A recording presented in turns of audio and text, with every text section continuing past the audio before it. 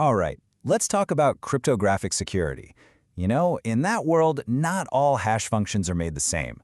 Today, we are going to dive deep and figure out what really makes a hash function strong enough for us to trust with our most important data. Because here's the thing you have to understand. Just because something is a hash function doesn't automatically make it secure. You might know they're great at turning data into a neat, fixed-size string, but what are the special ingredients? What are the specific properties that take a simple hash and turn it into a cryptographic fortress? Well, that is the exact question we're going to answer right now. And to do that, we're actually going to build that fortress together. I want you to think of a truly secure hash function as a structure that's held up by 4 absolutely essential pillars. If even one of them is weak, guess what? The whole thing is at risk of coming crashing down. So, let's start by laying the foundation. Our very first pillar, the one that everything else is built on top of, is the property of being deterministic. Now, this might sound super simple, maybe even obvious, but it is completely non-negotiable. All it means is that if you hash the word hello today, you're going to get the exact same result as if you hash it a year from now or 1,000 years from now.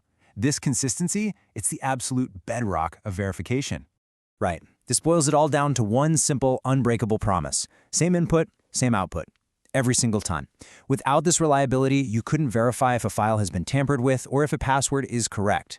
Predictability here is absolutely everything. Okay, on to our second pillar.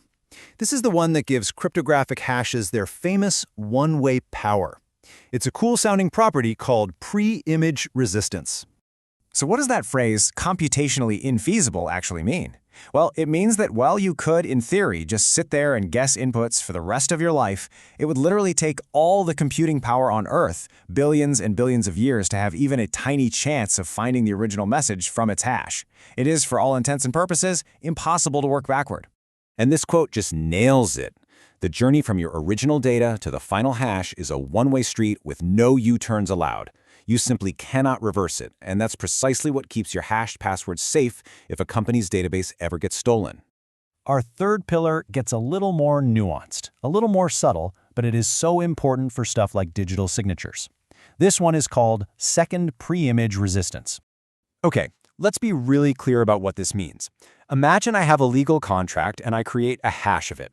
This property ensures that nobody, and I mean nobody, can go and create a different fraudulent contract that just so happens to produce the exact same hash. It protects a specific, known document from being impersonated. And that brings us to our final and, you could argue, strongest pillar. This is the ultimate goal, the holy grail for any secure hash function: collision resistance. You see the difference here? It's a big one. We're not starting with a known input anymore. This property guarantees that it's practically impossible to find any 2 different documents, any 2 messages, any 2 files at all that hash to the exact same output. So let's put these last 2 side by side, because this is where it really clicks. Second preimage resistance is like protecting one specific person from having an evil twin show up. But collision resistance? That's like guaranteeing that in the entire world, there are no 2 people who look perfectly identical. It is a much, much stronger and broader guarantee. Now, thinking about this usually brings up a really smart question.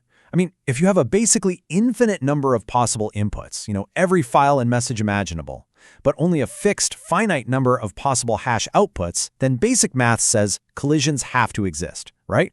So let's just ask it directly. If we know for a fact that collisions are mathematically possible, how can we possibly trust these functions with our security? It feels like a paradox. And the answer is just so beautifully simple.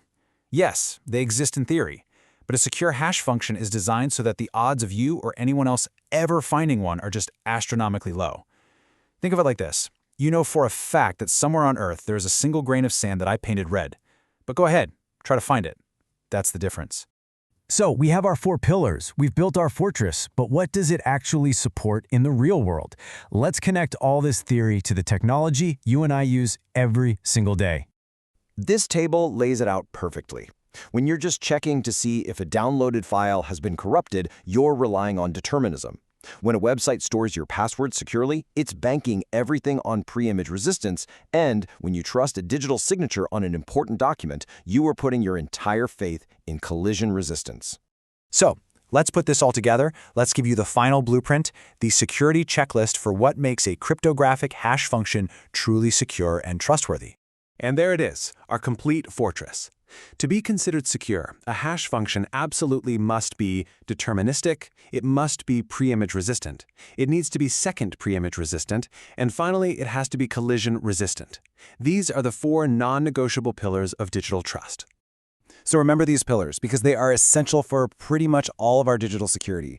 But here's the thing, they aren't always permanent.